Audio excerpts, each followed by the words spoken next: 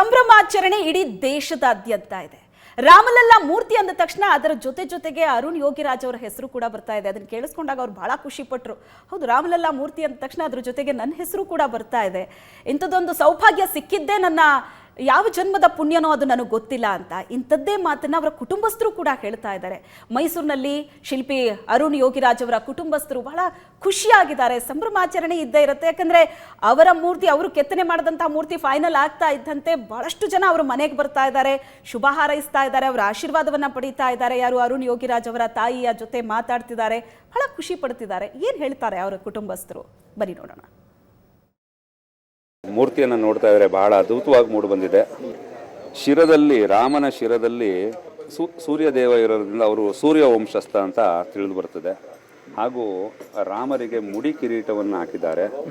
ಯಾಕೆಂದ್ರೆ 5 ರಿಂದ 6 ವರ್ಷದಲ್ಲಿ ರಾಮರು ಯಾವ ರೀತಿ ಕಾಣ್ತಾರೆ ಅದೇ ರೀತಿಯ ಒಂದು ಭಾವ ಆಗಿರ್ಬೋದು, ಭಂಗಿ ಆಗಿರ್ಬೋದು, ಬಿಲ್ಲು ಮತ್ತು ಬಾಣಧಾರಿ ಆಗಿರುವಂತಹ ಶ್ರೀರಾಮರು.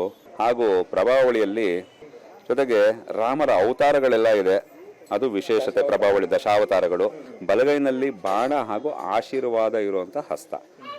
ನಮ್ಮ ಎಡಗೈನಲ್ಲಿ ಏನಿದೆ ಬಿಲ್ಲನ್ನು ಹಿಡಿದಿರುವಂಥದ್ದು. ಇನ್ನು ಅದಕ್ಕೆ ಕಣ್ಣಿಗೆ ಬಟ್ಟೆಯನ್ನು ಕಟ್ಟಿದ್ದಾರೆ. ಯಾಕೆ ಅಂತಂದರೆ ನೇತ್ರೋನ್ಮಿಲನ ಅಂತ ಹೇಳ್ತಾರೆ ಇದಕ್ಕೆ. ಕಣ್ಣು ಬಿಡಿಸುವಂಥದ್ದು, ಅದು ಕಣ್ಣು ತೆರೆಯುವಂಥದ್ದು. ಇದು ಶಾಸ್ತ್ರೋಕ್ತವಾಗಿ ಅವತ್ತಿನ ದಿನ ಪೂಜೆ ಪುನಸ್ಕಾರಗಳ ಬ್ರಾಹ್ಮಿ ಮುಹೂರ್ತದಲ್ಲಿ ಇದನ್ನು ಮಾಡುವಂಥದ್ದು. 5 ವರ್ಷದ ಬಾಲಕ ನಿಂತಿರಬೇಕಾದ್ರೆ ಅವನ ಆಭರಣವನ್ನು ತೊಟ್ಟಾಗ ಹೊಯ್ಸಳ ಶೈಲಿಯಲ್ಲಿ ಇರುವಂಥದ್ದು. ಅದರಲ್ಲಿ ಪರಿಪೂರ್ಣ ಅಂಥದ್ದು ಏನಿಲ್ಲ. 22ನೇ ತಾರೀಕು ಇದು ಪರಿಪೂರ್ಣವಾಗುವಂಥದ್ದು. ರಾಮರಿಗೆ ಬಿಲ್ಲು ಹಾಗೂ ಬಾಣವನ್ನು ತೊಡಿಸುವಂಥದ್ದು ಹಾಗೂ ಪ್ರಾಣ ಪ್ರತಿಷ್ಠಾಪನೆ ಆಗುವಂಥದ್ದು ವಿಶೇಷ. 5 ವರ್ಷ ಬಾಲಕಂದು ನಗುಮುಖ ಮತ್ತೆ ದೈವಿಕ ಕಳೆ ಇರಬೇಕು ಅಂತ, ಮತ್ತೆ ಅವರಿಗೆ ಆ ಕಲ್ಲು ಶಿಲೆ ನೀಡಲಾಗ್ತದೆ. ಆ ಕಲ್ಲು ತುಂಬಾ ಹಾರ್ಡ್ ಆಗಿತ್ತು. ಆಗ ಒಂದು ಸಮಯ ಇತ್ತು, ಸಂದರ್ಭ ಇತ್ತು, ಕಣ್ಣು ಕತ್ತುವಾಗ ಕಣ್ಣಿಗೆ ಒಂದು ಕಲ್ಲು ಬಿದ್ದು ಕಪ್ಪು ಗುಡ್ಡೆ ಮೇಲೆ ಬೀಳ್ತದೆ. ಅದು ಆಪರೇಷನ್ ಮಾಡಿಸಿ ಅವ್ರು ಒಂದು ಕಣ್ಣು ಮುಚ್ಕೊಂಡು ಕೆಲಸ ಮಾಡಿದ್ದು ಸಂದರ್ಭಗಳಿತ್ತು. ಕಣ್ಣು ತುಂಬಾ ಇಂಪಾರ್ಟೆಂಟು.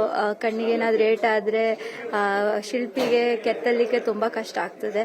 ಆ ಭಗವಂತ ಇದ್ದ ಕಾಪಾಡ್ಕೊಂಡ ಅಂತಾನೆ ಅನ್ಸ್ತು. ಒಂದು 15 ದಿನ 20 ದಿನ ಕೆಲಸ ಮಾಡ್ತಿದ್ರು. ಆಮೇಲೆ ಅದು ಇನ್ನೊಂದ್ಸತಿ ಕ್ಲೀನ್ ಮಾಡಿಸ್ಕೊಂಡಾಗ ಇನ್ನೊಂಚೂರು ಕಲ್ಚಕೆಗಳು ಪೀಸಸ್ ಇತ್ತಂತೆ. ಅದೆಲ್ಲ ಸರಿ ಆದ್ಮೇಲೆ ಅವ್ರಿಗೆ ಸ್ವಲ್ಪ ನೋವು ಕಮ್ಮಿ ಆಗಿ ಕಣ್ಣು ದೇವ್ರು ಕಾಪಾಡ್ಕೊಂಡ್ವಿ. ಒಂದೇ ಕಣ್ಣಲ್ಲಿ ಮಾಡಿದಾರಂತೆ. ನಮ್ಗೆ ಈ ವಿಷಯಗಳು ನಮ್ ಕೆಲ್ಸದವ್ರು ಮತ್ತೆ ಅಲ್ಲಿ ಟ್ರಸ್ಟ್ ಇಂದ ಗೊತ್ತಾಗಿದ್ದು. ನಮ್ಗೂನು ಒಂಥರ ಭಯನೇ ಆಗೋಗಿತ್ತು.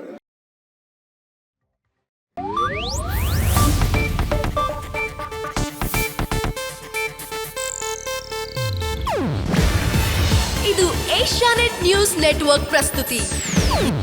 ನೀವು ನೋಡ್ತಿದ್ದೀರಾ ಏಷ್ಯಾನೆಟ್ ಸುವರ್ಣ ನ್ಯೂಸ್.